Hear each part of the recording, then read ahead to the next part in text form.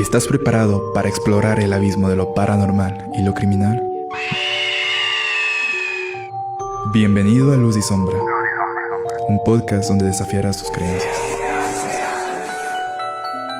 Te contaremos historias que desafiaron la lógica y conmovieron a Ecuador. Me relajo.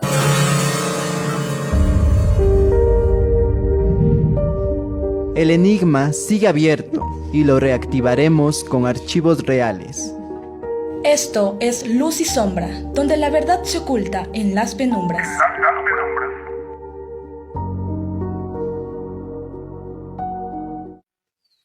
Bienvenidos a este nuevo podcast, Luz y Sombra. El día de hoy nosotros vamos a hablar sobre el caso de Richard Ramírez. En este segmento nosotros vamos a hablar primero sobre sus inicios criminales y sobre su niñez. A mi lado derecho nosotros estamos con una compañera, Génesis. ¿Cómo estás? Muy bien, Ashley. Así como comentas, hoy día vamos a ver un nuevo caso aquí en nuestro podcast sobre Richard Ramírez, que también fue conocido como el acosador nocturno. Claro, es un tema muy interesante que vamos a hablar el día de hoy. A mi lado izquierdo está Maribel. Hola Ashley, hola Génesis, hola a todos. Como se dijo anteriormente, vamos a hablar sobre Richard Ramírez y vamos a dar también mucha información que les va a ser de mucho interés, pero también daremos nuestro punto de vista y algunas opiniones. Claro, Maribel. Entonces, bueno, vamos a comenzar un poquito más sobre este misterio. Pues bueno, Richard nació en el estado de Texas el 29 de febrero de 1960. Sus padres, Mercedes Muñoz y Julián Ramírez, eran inmigrantes mexicanos. Entre el matrimonio de sus papás no tenían como una, ¿cómo se podría decir? Como una tranquilidad. Una relación estable. Una relación estable, exacto, Maribel. Pues porque el papá les golpeaba a su mamá y a sus hermanos y obviamente a Richard. Se podría decir que él sufrió de un abuso familiar. Claro, sí.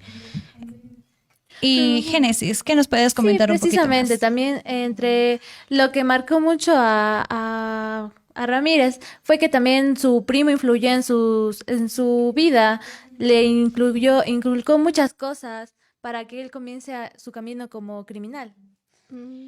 Claro, sí, el primo, que también tuvo como un apodo que se llama Mike, entonces, el primo de Ramírez, como que era un lo manipuló. Claro, le manipuló, le claro. inculcó cosas negativas, por decirlo. Estamos viendo que Richard creció en un ambiente muy violento, de manipulación, abuso familiar, o sea, un ambiente muy cruel para un niño y por esto creo que también desarrolló esa mentalidad de asesinar. Claro, esa mentalidad de asesinar. Bueno, decía que él también asesinaba a cualquier persona, no era como que algo específico, como hablamos también del niño del terror, ¿no? Que no era algo, que él tenía algo específico, pero de este caso no. También digamos sobre el primo, él era un militar que dice que él enseñaba a Richard imágenes, videos de cómo él mataba, torturaba a las mujeres. De hecho, también hay un punto donde que destacar en esto, que justamente Richard presenció de cómo su primo le mató a su esposa con un disparo en la cara por un problema que tuvieron. Algo que también obviamente para un niño va a ser muy conflictivo, le va a marcar. Claro, ahí tenía la edad de 13 años Richard cuando vio este suceso de asesinato la esposa del primo. Y ahí cuando comenzó como que llevarse un poquito más con el primo. Se podría decir Mar, que ¿qué vio puedes imágenes comentar? muy malas. Bueno, se podría decir que no es la manera en la que un niño puede crecer. Miren que su primo, su propia familia le mostraba ese tipo de cosas, le enseñaba a ser violento, se podría decir, a tratar mal a una mujer, no solo a una mujer, sino a un hombre también, o sea, a todas las personas para que lo llevara a asesinar. O sea, estamos viendo de que la educación que él recibió de niño fue el resultado, se podría decir, el motivo por el cual él resultó terminando esta vida tan cruel. Claro, como tú dices, Maribel, o sea, la verdad fue algo trágico que el primo le enseñara estas imágenes y para que él tenga esa mentalidad y obviamente como era un niño, especialmente, y no debía demostrar esas imágenes, la verdad. Y la verdad, o sea, en una temprana edad también como consumió drogas con su primo, que comenzaron a robar para poder comprar estas sustancias. Entonces es algo trágico, la verdad. Claro, llegó a un punto donde se volvieron, solo consumían eso, cocaína específicamente, y te puedes dar cuenta cómo dañó su primo a Richard. O sea, que es algo muy conflictivo de ver. Prácticamente arruinaron la vida de este niño. Pero bueno, amigos, ¿qué creen? ¿Qué dicen si producción nos ayuda para presentarles un video con el cual vamos a tener un poquito más de referencia, más información y podremos comentar un poquito más? Pero hasta mientras, díganme, ¿qué opinan de esta infancia de este pobre chico? Como hemos nosotros ya hablado un poco de esto, o sea, es algo, como digo, de nuevo, trágico, ¿no? Es algo trágico que un niño haya visto estas imágenes y que él tenga esa, digamos, esa imagen en su cabeza para decir como que supuestamente no es algo normal, ¿no? Algo normal matar gente, algo normal violar, algo normal cualquier cosa, ¿no? Entonces es algo trágico eso, la verdad, que haya mostrado el primo. Y también, digamos, sobre el vínculo que tuvo el papá con él, que no fue algo feliz, que fue como algo, un trauma, que también vimos que, averiguamos que él también tuvo un golpe en la cabeza que le trajo como una enfermedad que es que tuvo epilepsia. Ajá, exacto. Entonces, convulsiones y todo eso. Entonces, ahorita nos comunica que ya tienen el video, entonces para ver el video y que se ponga más interesante este podcast. Ricardo Leiva Muñoz Ramírez, mejor conocido como el acosador nocturno. Nació en el estado de Texas el 29 de febrero de 1960. Sus padres, Mercedes Muñoz y Julián Ramírez, eran inmigrantes mexicanos. El matrimonio entre sus papás fue bastante conflictivo. El padre de Ramírez, trabajador de una empresa ferroviaria, era un hombre violento que acostumbraba a golpear salvajemente a su mujer y a sus hijos. Dadas a las múltiples palizas que le propinaba su padre, siendo aún muy pequeño, tuvo un accidente en el parque donde recibió un duro golpe en la cabeza que le produjo convulsiones, por lo que fue diagnosticado como epilepsia, la cual le duraría hasta el periodo de la pubertad. Su primo de Miguel, quien era militar, solía contarle anécdotas y mostrarle imágenes sobre las diversas torturas y violaciones y asesinatos que habría realizado a diversas mujeres. También ese les enseñaría a Richard técnicas para asesinar, las cuales habría aprendido en el ejército estadounidense. A sus 13 años de edad, Richard sería testigo presencial del asesinato cometido por Miguel sobre su esposa. Tras una discusión, totalmente poseído por la ira, tomó su escopeta y le disparó a su mujer en la cara, asesinándola instantáneamente. Desde allí, el primo se convertiría en la más nefasta influencia que tendría Ramírez. Bajo la influencia iniciaría a muy temprana edad su carrera criminal. Se drogaba junto a su primo Miguel, ambos solían en la calle a robar para poder comprar droga.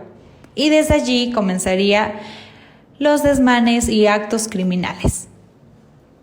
Ya para el año de 1977, con apenas 17 años de edad, sería encerrado en el reformatorio juvenil, teniendo a sus espaldas una serie de acusaciones por delitos menores.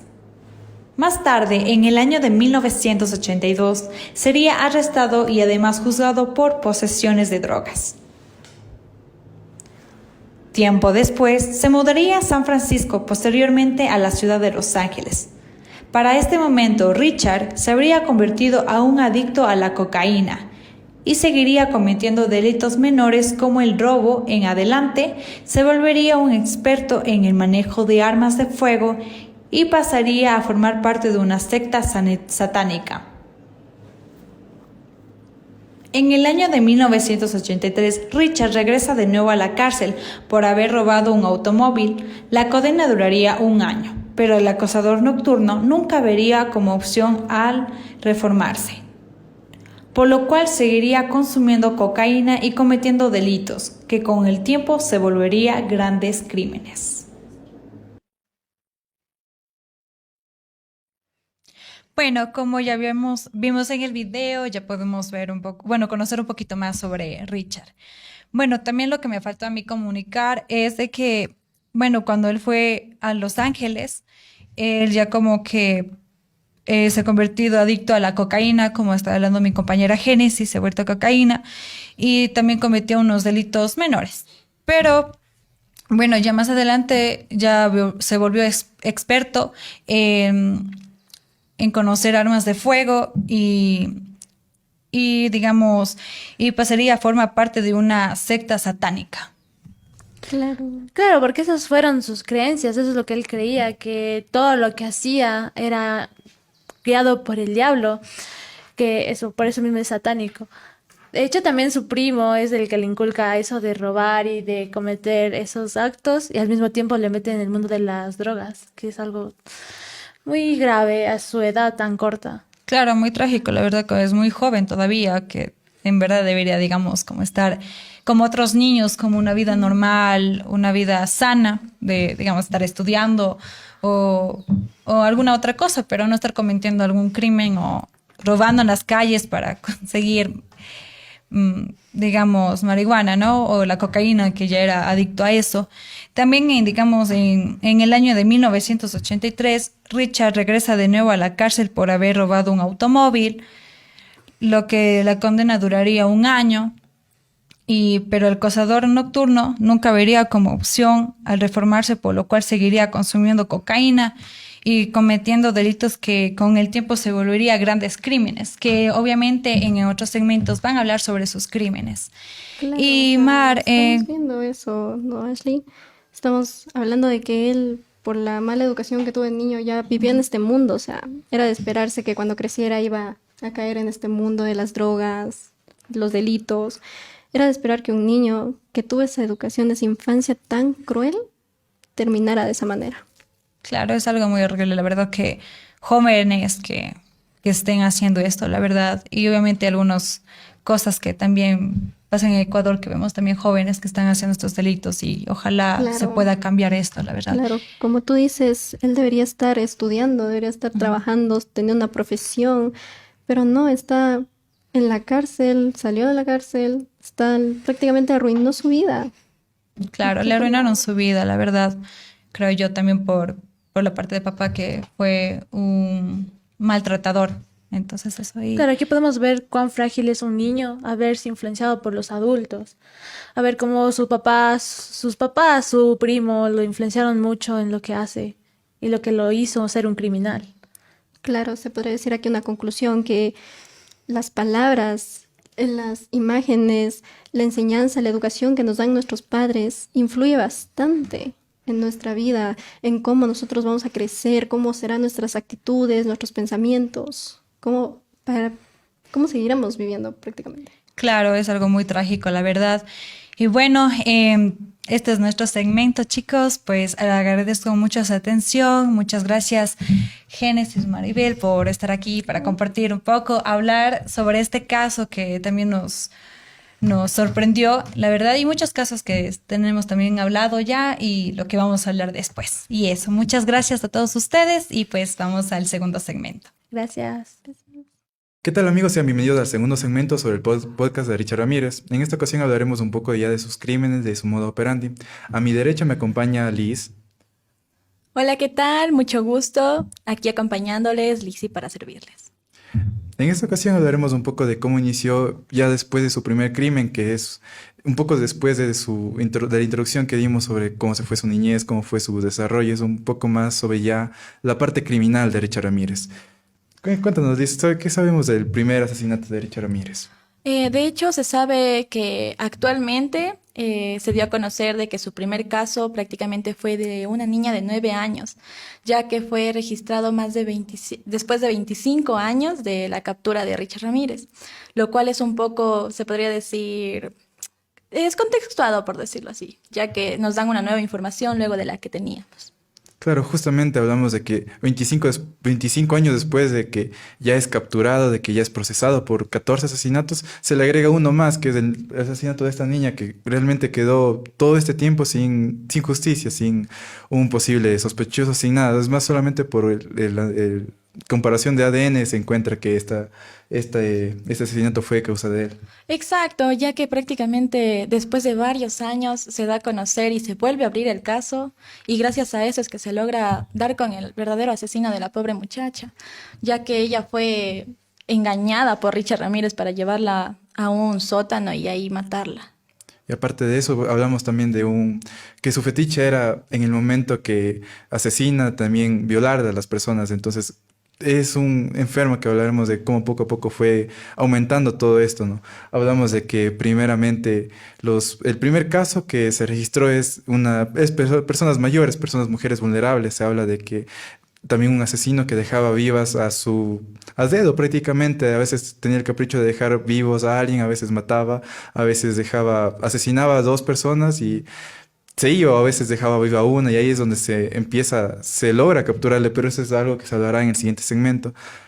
Por ahora hablaremos más sobre el modus operandi y cómo fue que poco a poco este asesino fue aumentando el fetiche, su enfermedad prácticamente, porque empezó asesinando, después pasó a violar, después pasó a dejar pentagramas, después pasó aparte de todo esto, a ser más sádico, a intentar decapitar a sus cadáveres, a intentar cercenarles, ¿no? Sí, y prácticamente se sabe que en sus inicios lo que hacía era secuestrar niños y prácticamente se los llevaba, los violaba para luego soltarlos ahí en la nada, los niños con traumas, y se sabe que al día de hoy esas personas ya son adultas y quedaron con eso aún. Claro, y aparte de todo esto, también hablamos de un asesino que tenía la frialdad de llevar un proceso, un modus operandi sumamente complejo y completo. Es analizar el caso que va a hacer, analizar por dónde entrar. Hablamos de que el primer asesinato que fue, el segundo asesinato que fue ya de una mujer de 69 años, llamada Jenny Wingo, ella dejó la ventana abierta y él simplemente vio eso, analizó un poco el caso y tuvo la frialdad de llegar, abrir, entrar, asesinar a la persona, violarla, y aún así esta persona estaba acompañada, y justo a su compañera también él pensó que la había asesinado, pero la dejó viva, y ahí es donde poco a poco se empieza a armar el rompecabezas de qué fue lo que él poco a poco empezó a tramar, empezó a tener en su cabeza. Claro, y el hecho de que a veces quedaban víctimas vivas no era por gusto de él, simplemente a veces se le salía de las manos, por decirlo así, y habían personas que eran astutas y por el hecho de querer sobrevivir fingían estar sin vida. Claro, justamente eso, que una persona que se salvó de milagro porque tenía las llaves justo donde llegó el disparo, Exacto. y alzó la mano, tenía las llaves en la mano. Finge estar muerta cuando le da el disparo, este asesino entra, ejecuta y viola a la compañera de vida de esta persona. Y mientras tanto esa persona estaba fingiendo estar muerta porque es algo que es más como necesidad de supervivencia humana, el intentar Claro, sobrevivir. se puede decir que algo ya biológico de nosotros mismos, el querer vivir, es algo que te hace tener la fuerza de ser fuerte en ese momento, literalmente. De simplemente pensar en cómo puedo salir de esta situación vivo. O sea, si es que me quedo quieto, no me muevo, no respiro, es algo que es impensable para nosotros el estar en esa situación. Lo que el cuerpo humano puede llegar a hacer, que a pesar de estar totalmente nervioso, a pesar de tener miedo, quedarse quieto y tranquilo es algo increíble. Sí, la verdad, en estos casos nos hemos dado cuenta que Richard es una persona que no tiene remordimiento de nada. El hecho de que el mismo día que asesinó a dos víctimas, supuestamente había asesinado a dos víctimas, fue pasando, por decirlo así, comprando algo de comida, vio otra víctima, la siguió y también fue hacia ella. Claro, y justamente las víctimas, poco a poco los medios empezaron a agregarles de dos en dos. Poco a poco era como que Sí. el acosador nocturno acumulaba otra víctima, otro par de víctimas, otro par de víctimas, y fue así hasta que juntó 14 asesinatos, de los que sabemos inclusive, De los que sabemos, porque hay casos que han quedado en el olvido y por decirlo al día de hoy están tratando de dar con el hecho de que puede ser Richard Ramírez el causante de todos estos. Claro, es que justamente hablamos de que era un asesino que poco a poco empezaba a aumentar más víctimas, empezaba a tener, cometer más sadismo, empezó a hacer cosas tan terribles como empezar a degollar a sus cadáveres de sus víctimas, empezó a dibujar pentagramas en los cuartos, empezó a hacer un millón de cosas atroces. Pero justamente sobre eso vamos a hablar en el reportaje que tenemos preparado. Estoy a la espera de que producción me pueda avisar que tengamos listos el reportaje. Hasta entonces, oye, el hecho de que Richard Ramírez, en el momento de ser capturado, que ya lo veremos en el siguiente segmento, se da cuenta cómo era de sádico. Sumamente Justamente eso, sádico. porque primero se habla de que las drogas se mezclaron en su cabeza con Sí. toda esta perturbación que tuvo en su niñez por las fotos, por todo eso se mezcló con fetiches, se mezcló con su psicopatía, se Todo mezcló con las eso. drogas, se mezcló, hizo una mezcla súper abominable en su Más mente el que, hecho de que su primo interfirió bastante en su niñez, claro, justamente también. eso. Y me avisan que ya tienen listos el reportaje de producción. 1984 persistía bajo el sol de California, aunque quizás sea más apropiado decir que lo hacía bajo la luna, ya que era de noche cuando cometía sus crímenes. En ese entonces, los habitantes de Los Ángeles vivían aterrorizados por las sangrientas andanzas del hombre al que los noticieros llamaban el acosador nocturno, lo que generaba pánico ya que nadie sabía que se llamaba Ricardo Leiva Muñoz Ramírez. Los crímenes y también algunos intentos fallidos no se detuvieron. Las víctimas no solo eran mujeres, también habían hombres y niños. El 29 de mayo mató a Malvia Keller, de 83 años, y a su hermana inválida, Blaise Wolf, de 80. Aunque la policía no estaba segura de que fuera así, los medios de comunicación sumaron 2 más 2 y empezaron a hablar de un asesino en serie, al que pronto apodaron The Night Stalker, el acosador nocturno. Su debut como asesino fue con una niña de 9 años en San Francisco. La engañó para llevarla al sótano del edificio donde vivía y ahí la violó y la acuchilló. Pasarían 25 años antes de que lo relacionaran con esa muerte, gracias a una prueba de ADN, y para entonces ya estaba en la cárcel por decenas de delitos más. Pero no solo dedicaba su tiempo al delito, también leía con avidez todo lo que tuviera que ver con sectas, esoterismos, demonios varios y prácticas satánicas. En cuestiones musicales, sus gustos iban por el mismo lado, cuando escuchaba Highway Today, Escalera al Infierno, de AC/DC. Sentía que volaba. Primeros crímenes. Durante esos años, a Richard Ramírez lo tenían como un ladrón de poca monta y pocas luces, aunque a veces fuera algo violento. Había caído preso por robar a huéspedes de hoteles de mala muerte donde conseguía trabajo.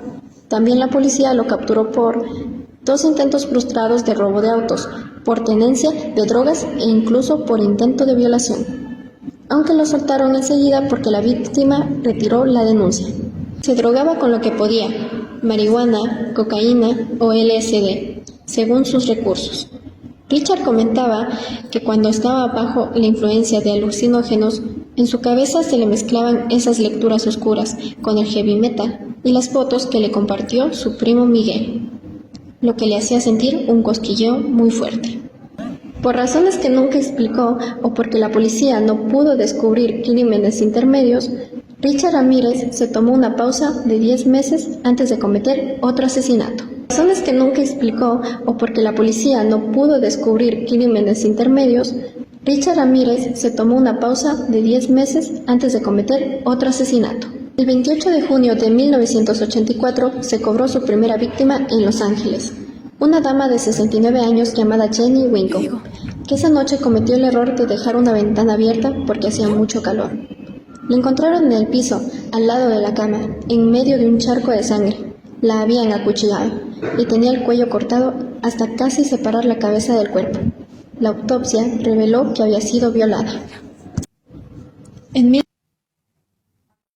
Listo, con eso ya tenemos concluido lo que fue el reportaje que tenemos, ¿no? Y aquí podemos observar también un poco de cómo fue el desarrollo, cómo poco a poco la mente se va deteriorando de un criminal al que le dan rienda suelta, porque hablamos de estuvo un lapso de tiempo, de verdad un buen lapso cometiendo más y más crímenes, porque para llegar a cometer 14 crímenes, también hablamos de que de su primer crimen al segundo pasaron como 10 meses, por eso tampoco no se le pudo relacionar, porque tal vez hablamos de que en su momento fue una experimentación, ver que, ok, asesino y me espero a ver qué pasa y veo como qué repercusiones tuve para mí.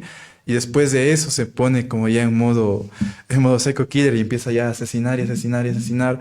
Primero hablamos de que estuvo 10 meses a la espera de a ver qué pasaba después de matar y violar a esa niña. De hecho, se dice que él esperó 10 meses por el hecho de que en su momento dijo, voy a dejarlo así para ver si me atrapan o no. Y si no me atrapan, entonces sigo, como si fuera un juego y ya. Claro, justamente, si no la atrapan, empieza a seguir, empieza a matar más personas, poco a poco otra vez va, encuentra la posibilidad, la apertura para asesinar a otra persona, tal vez encuentra una ventana abierta, tal vez encuentra una puerta, una oportunidad, y va, y simplemente mata porque le ve como algo fácil, como algo sencillo, como un algo de que lo hago y no me atrapa, y nada, no me pasa absolutamente nada. Y de hecho, por eso es que le llaman el acosador nocturno, ¿no? Por el hecho de que se le vio más fácil el atrapar a sus víctimas en la noche, ya que las veía más vulnerables. Una mujer caminando sola, una mujer durmiendo sola en casa, fue como que dijo, se me hace más fácil. Claro, y también hablamos de que al inicio justamente eran personas ancianas, 69 años, 84 Algo más años. vulnerable que una mujer sola, anciana. O sea, Sí, hablamos de alguien enfermo que, aparte de eso, las Exacto. violaba, o sea, violaba y asesinaba a las personas, a Sí. esas viejitas prácticamente vulnerables, o sea, una persona mayor y el hecho de que a él no le importaba, simplemente lo hacía, lo cometía y él feliz de la vida, por decirlo así. y él se fue tan campante simplemente. Y es que inclusive hablamos de que en sus juicios él se mostraba sin remordimiento.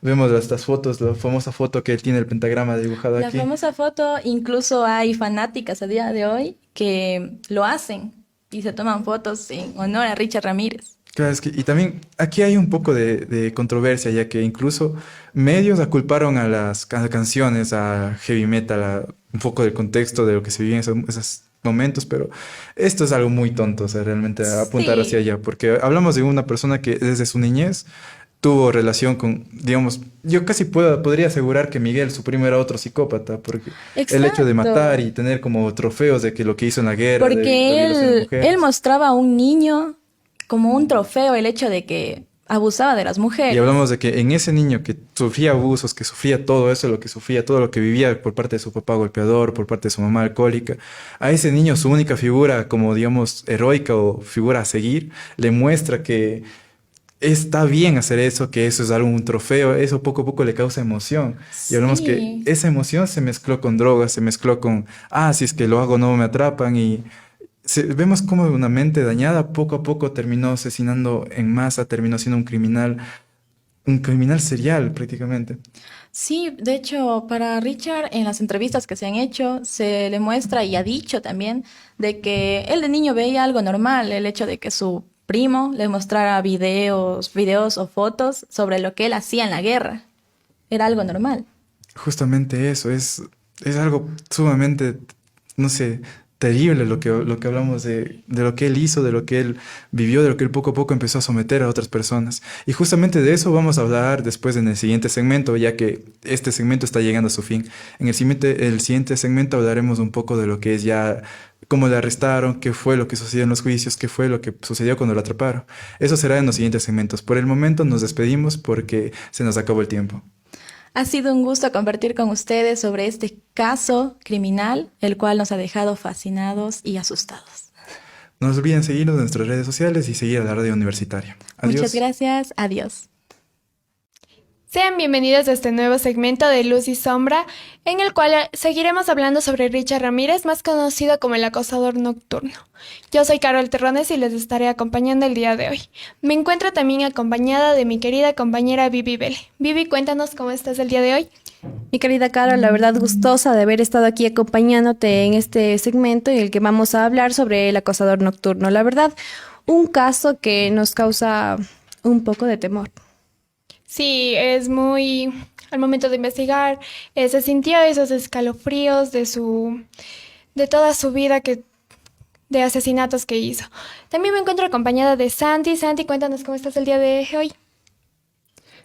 Mucho gusto, Caro. Bien, me siento súper feliz, súper contento, la verdad, al estar en este segmento en el cual hablaremos acerca de Richard Ramírez, pues sabemos de que siempre se ingeniaba a la hora de cometer sus delitos, por así decirlo, ¿no? Pero lo que más nos sorprende, y pues este es un caso en la verdad en la que muchos de ustedes se quedarán con dudas, es el cómo no tenga compasión de sus víctimas. Claro, tenemos que entender que para la policía fue muy difícil capturarle, ya que él no tenía un modo operandi como la mayoría de asesinos en serie lo tiene. Él mataba a hombres, mujeres, niños, ancianos y no tenía compasión y utilizaba diferentes métodos y aparentemente aleatorios. Vivi, coméntanos un poco más de esto. La verdad, por lo que investigamos y por lo que yo vi, hay un tema y hay un punto que de verdad yo quería recalcar y era que yo en lo personal pienso que era solamente por llamar la atención, porque si nos ponemos a hablar y ver las entrevistas que él daba o algunas cosas, videos, vemos ver que en él, al principio, yo pienso que no tiene remordimiento. Y segundo, que él quería hacer todo esto por fama, porque, no sé, se sentía tan bien con la atención que recibía. Claro, también, como tú bien lo dijiste, Vivi, pues no era más que todo por el simple hecho de hacerlo, sino también pues era por quizás llamar la atención, ¿no? Quizás llamar la atención, volverse alguien conocido, súper conocido, y pues qué fea manera la verdad de la forma en la que él quiso hacerlo, pues asesinando prácticamente hasta niñas, sin importarle la edad de sus víctimas. Claro, él logró matar a muchas personas y o sea, tuvo una mala suerte, por así decirlo, ya que al momento de matar a una víctima y violar a su esposa, la víctima quedó viva y logró ver cómo una camioneta Toyota se fue de ahí y un vecino logró anotar la placa y fue de mucha ayuda para que la policía pueda encontrar esta. La verdad, yo creo que esta persona o esta víctima debió haberse, no sé, arrepentido de haber quedado como sobreviviente, porque imagínate vivir y tener que contarle a la policía todo lo que viviste, debe ser algo súper traumático. Algunas personas incluso piensan que lo mejor y lo que ella hubiera preferido, bueno, digo yo, es haber acabado con su vida, porque imagínate sobrevivir y tener este trauma con ella y sobre todo, bueno, para los policías, bueno, ¿no? Porque les ayuda con la investigación. Pero para ella, no, debe ser algo horrible, la verdad. Claro, debió haber sido algo muy fatal volver a repetir todo lo que pasó. Bueno, la policía logró encontrarlo, pero él huyó. Y finalmente él de nuevo regresa al sitio y la gente lo reconoce y lo lincha. Y la policía lo detiene. Claro, sobre todo yo me pongo por así decirlo, en los zapatos de las personas, ¿no? Que pues creían de que ya no iba a salir preso, de que iba a estar en la cárcel y todo eso, y pues de que capaz en ese momento, sintieron una paz, por así decirlo, que dijeron, no, capaz ya está en la cárcel y ya no va a cometer nada más, aunque seguían con un poco de miedo, quizás con un porcentaje mínimo de miedo, ¿no? Pero al volverlo a ver, de que está libre, pues, ¿cómo se podría decir? Sintieron ira, tal vez que no sé si ustedes comparten tal vez con la policía, ¿no? Pues pensaron que lo dejaron libre y así, ¿no? Es lo que yo opino prácticamente. Claro, como se dice, por suerte se logró capturar a Richard y el juicio fue televisado en 1989 y se logró reconocerle como un psicópata. La verdad, créeme que esto de que lo hayan atrapado y todo eso, hay que recalcar que primero, la primera vez que lo atraparon, él logró escaparse, ¿no? Y ya luego cuando volvieron a atraparlo, él en las cámaras aparece victorioso de lo que hizo, un famoso más. Es increíble saber cómo los métodos y lo que tuvo que hacer para subir a la fama. Ahí voy a lo que yo decía de que él quería atención. Yendo con lo que dijo Santi, esto de que las personas tienen diferentes perspectivas, es por un trágico suceso, su muerte, digámoslo así. Sí, claro.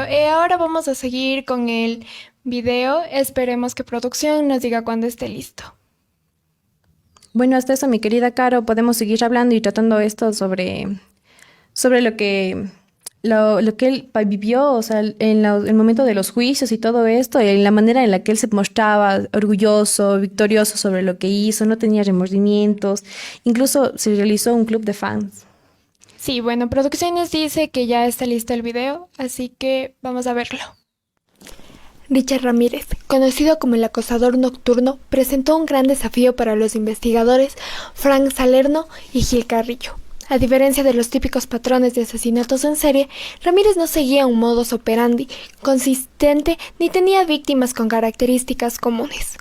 Además, utilizaba diferentes armas, desde pistolas, machetes y martillos. Sus objetivos abarcaban desde niños hasta ancianos, hombres y mujeres, con diferentes métodos y motivaciones aparentemente aleatorios. La suerte de Ramírez dio un giro en su última incursión, ya que asesinó a un hombre y violó a su esposa. La víctima, que quedó viva en el suelo, pudo describir una furgoneta Toyota que se alejaba rápidamente. Coincidentemente, un adolescente vecino había notado la matrícula de la furgoneta como sospechosa. La policía encontró el vehículo abandonado y las huellas coincidieron con las de Richard Ramírez. En un intento de capturar a Richard, este huyó, pero regresó días después y fue identificado por los pasajeros de un ómnibus. Tras una persecución en la que intentó robar autos, fue finalmente detenido con la intervención policial, evitando un linchamiento por parte de la gente. El juicio televisado en 1989 expuso toda la gama de horrores cometidos por Ramírez, quien tuvo que enfrentar acusaciones que incluían asesinatos, violaciones, secuestros, sodomía y robos. Durante las audiencias, su comportamiento teatral era llamativo, ya que llegó a dibujar pentagramas y sonreír a las cámaras. Fue marcado como macabro en su proceso judicial. Su cadena reflejó la gravedad y diversidad de sus crímenes, marcando el fin de su reinado de terror. Claro, como se dijo en el video, Richard Ramírez fue encarcelado por todos los asesinatos, crímenes que cometió, pero no vivió lo suficiente para cumplir su condena, ya que él murió por cáncer en el año de 2013 en la cárcel de San Quentin. Creo que muchas personas se sintieron alivianadas, mientras que otras lamentablemente querían que él haya cumplido su condena. Vivi, ¿qué opinas tú? ¿Qué crees la perspectiva esto de que algunos sintieron iras y otros se sintieron alivianados de que él haya fallecido? La verdad yo creo que es algo muy comprensible, Carol. La gente tiene diferentes perspectivas, siempre va a ser así. Y la gente que se sintió enojada es obviamente por el dolor que sintieron, no solamente por las víctimas que perdieron, o sea, familiares pudieron haber sido que perdieron, sino a veces algunas a las que sobrevivieron, por ejemplo, que se sienten con ese trauma. Entonces yo creo que es comprensible. Y a las personas que no sienten absolutamente nada es porque de verdad tuvieron no sé, sanación tal vez, y se curaron y ya no tienen ese remordimiento o piensan algunas, no sé, que se fue el castigo divino y por eso se murió por cáncer y que lo tenía muy merecido, porque la verdad lo tenía merecido. Claro, lo tenía merecido por tantos asesinatos que hizo, que cometió, que no le importó, o sea, matar a ancianos, matar incluso hasta niños que no tenían nada que ver, ellos son una alma tranquila. Santi, ¿qué opinas tú? Cuéntanos. Claro, yo también comparto lo que mi compañera Vivi dijo, ¿no? Pues de que cada uno tiene diferentes perspectivas de las personas. En este caso, pues se cuenta de que ciertas personas sentían alivio, todo eso, pues no, tranquilidad, paz interior se podría decir, de que pues haya muerto, ¿no? Pero otras personas capaz sintieron ira y todo eso, pues por no haber cumplido su 100%, por así decirlo, en la cárcel, quizás un poco más de la mitad y así, pero no terminó su condena. Entonces, pues comparto prácticamente la opinión, ya que pues siendo capaz un familiar de uno de nosotros, ¿no? Capaz sí sentiría lo mismo también, ¿no? Claro, para decir algo en general como conclusiones, ¿no? Fue un caso muy lamentable para las víctimas, para familiares que tuvieron que ir a ver los cuerpos de las personas, de sus familiares, cómo se hayan sentido o cómo hayan revivido esos momentos cuando en las noticias salió que fue capturado esa simpatía que mostraba en las cámaras al momento de sonreír, se daba la vuelta, sonreía y ¿Y cómo es que logró obtener un club de fans? Es algo realmente ilógico. La verdad que a veces las personas no piensan, o si es que lo hacen, no sé, a veces apoyar ese tipo de actos, así sea por broma, alentaban a esta persona a incrementar su ego, porque ya te digo, o sea, esta persona tenía un orgullo sobre lo que hizo y nada de remordimiento. Eso pudimos verlo en las entrevistas o las grabaciones de los juicios que tuvo. Que él llega campante, sonríe, es como que un famoso más. Y que las personas le hayan hecho este club de fans, que yo creo que es algo estúpido, perdón por la palabra, no sé, incrementaban en el ego que de verdad no debía haber pasado. Claro, este otro dato más súper interesante, ¿no? Que debemos destacar de este caso es de que una de sus víctimas en su momento, siendo menor de edad, logró salir adelante y pues desde ese entonces, pues tras realizar sus estudios respectivos y todo eso, empezó a realizar campañas, todo esto pues para apoyar a tal vez chicas, niños y todo eso, pues de que hayan pasado por lo mismo. Pero yo no sé, yo digo, qué fuerte haya sido, ¿no? Esta persona, pues después de pasar todo eso y encima después seguir viendo todos estos casos y así, ¿no? Entonces, qué fuerte haya sido esta persona para poder mentalmente estar bien después de todo lo que pasó en su niñez. Claro, otro dato fue que, como se dijo, ¿no? Él logró obtener un club de fans cuando entró a la condena en la cárcel y por tantas cartas que recibía, le llamó una en general la atención. Empezó la chica también a seguir enviándole cartas, enviarle, y hasta que lograron conocerse y le agredió sexualmente, pero a la chica le gustó, por así decirlo, y se casó con él incluso, y se sintió orgullosa de ser la esposa de él. ¿Qué piensas, Vivi? ¿Tú crees que la chica también haya estado enferma, por así decirlo, para sentir ese placer al momento de que él la agredía sexualmente? Es una persona masoquista, la verdad. Yo siento que esto, no sé, un problema debe haber tenido, porque una persona que disfrute del abuso de otra, yo creo que es algo un poco problemático, digamos.